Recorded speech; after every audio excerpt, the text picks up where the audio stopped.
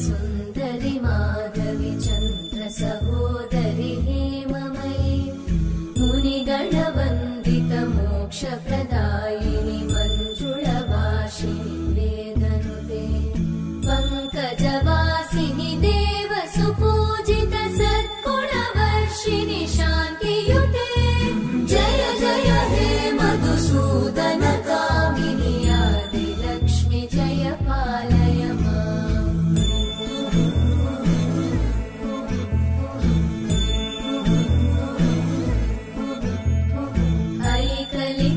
ऐकलिकल्मषनाशिनि कामिनि वैदिकरूपिणि वेदमये क्षीरसमुद्भव मङ्गलरूपिणि मन्त्रनिवासिनि मन्त्रनुते मङ्गलदायिनि अम्बुजवा